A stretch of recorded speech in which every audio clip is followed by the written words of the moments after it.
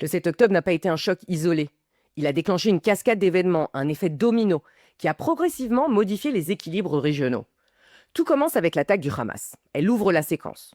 Le Hezbollah réagit, conformément à sa fonction dans l'axe iranien, c'est-à-dire pression contrôlée, dissuasion graduée. Mais cette fois, la mécanique ne produit pas les effets attendus. En l'espace d'un an, Israël s'attaque méthodiquement à la capacité politique du Hezbollah et l'affaiblit fortement sur le plan militaire. Et là, le coup devient difficilement soutenable. Le Hezbollah se replie, il réduit sa présence en Syrie pour se recentrer sur le Liban. Et ce retrait crée une brèche. En Syrie, Ahmed El-Shara exploite cette fenêtre. Et privé de son principal soutien opérationnel, le régime syrien s'effondre. Cette chute, elle modifie profondément l'équation stratégique régionale. Elle ouvre en fait un corridor aérien jusqu'à l'Iran qu'Israël peut ensuite exploiter. Autrement dit, ce qui s'est joué depuis le 7 octobre ne relève pas d'une succession de crises indépendantes. Il s'agit d'une chaîne d'effets où chaque séquence fragilise la suivante. Et au bout de cette chaîne, c'est la position régionale de l'Iran qui se trouve modifiée. L'axe qu'il avait patiemment construit ne structure plus la région de la même manière.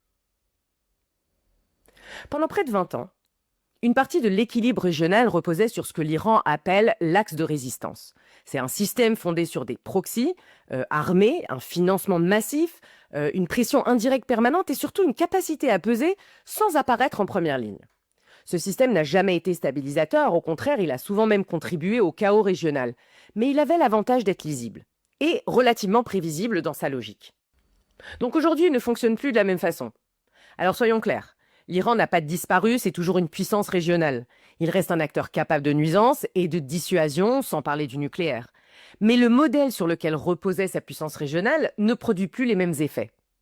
L'axe ne disparaît pas, mais il passe d'une logique de projection offensive à une logique de survie et d'adaptation. Donc les proxys existent toujours, mais leur capacité de coordination régionale est réduite. Ils sont plus exposés, plus contraints, beaucoup moins libres dans l'usage de la force. La Syrie, qui servait de hub logistique et politique, ne joue plus le même rôle. La continuité territoriale qui permettait à l'Iran de projeter sa puissance jusqu'à la Méditerranée est désormais fragmentée.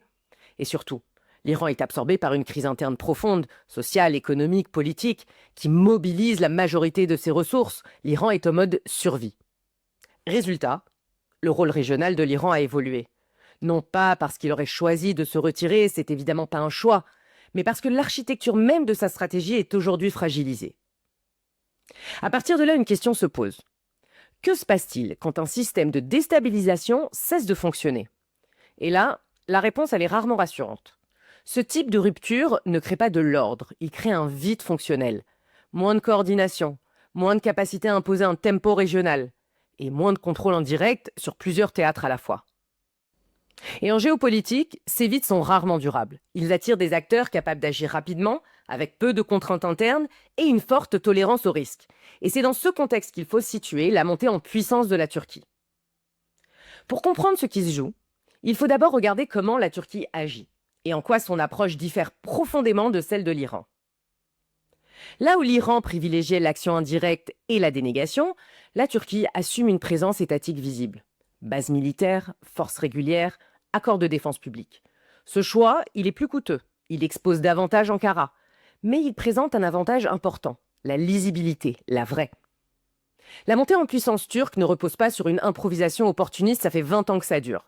Elle s'appuie sur 2 leviers opérationnels adossés à une doctrine stratégique claire.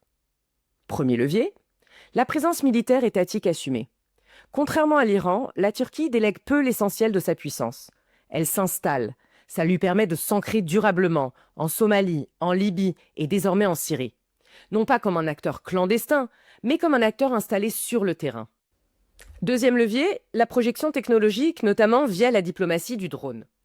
La Turquie n'exporte pas seulement des équipements, elle exporte des capacités opérationnelles complètes. Formation, maintenance, renseignement, doctrine d'emploi. Alors ce levier permet d'exercer une influence à distance, de créer des dépendances sécuritaires, mais sans occupation directe et avec une exposition politique limitée. Derrière ces 2 leviers, il y a une doctrine, la patrie bleue. Et c'est pas un outil, c'est vraiment une grille de lecture, une lecture géographique du pouvoir.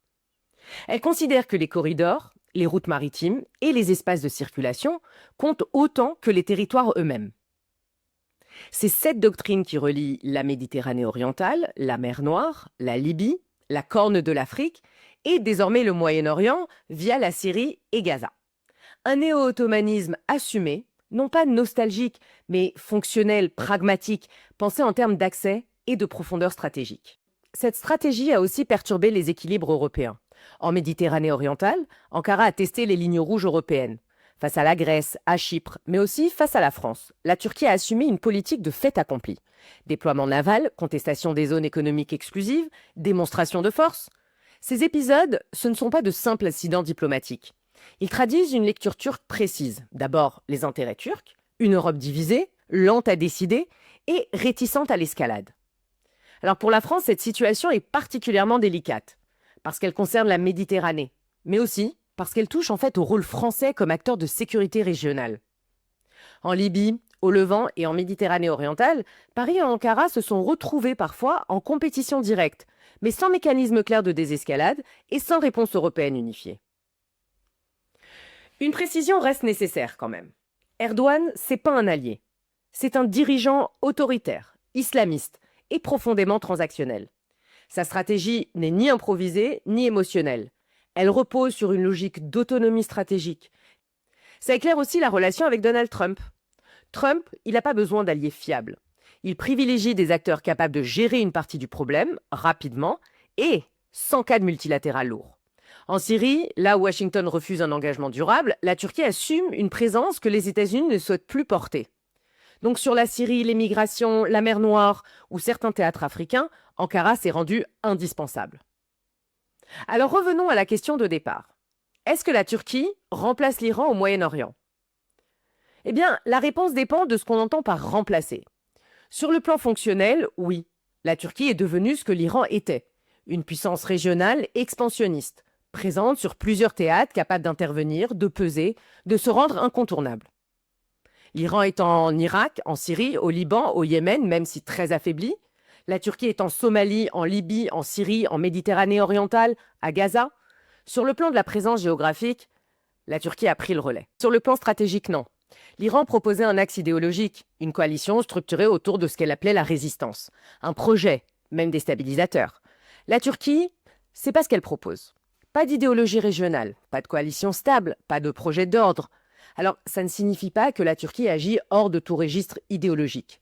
Ankara soutient prioritairement des acteurs sunnites lorsqu'ils servent ses intérêts en Syrie, en Libye, en Irak, ailleurs. Mais ce soutien reste instrumental. Il n'est jamais structurant comme l'était l'axe chiite iranien. Ce que fait Ankara, c'est différent. Elle ne réorganise pas la région, elle s'y installe. Elle occupe des espaces, sécure des accès et se rend incontournable, théâtre par théâtre. Alors, c'est pas vraiment un remplacement identique, c'est un changement de grammaire du pouvoir. Le Moyen-Orient qui émerge après le 7 octobre, il est dominé par une puissance capable d'agir seule, sans promettre d'ordre alternatif, pour le moment. Et dans cet espace, la Turquie ne devient pas l'héritière idéologique de l'Iran, elle devient la puissance expansionniste de fait, l'acteur avec lequel il faut compter, même quand on ne le choisit pas. Et c'est ça une des transformations les plus significatives de la région après le 7 octobre. Vous avez écouté Zone d'influence, on se retrouve la semaine prochaine.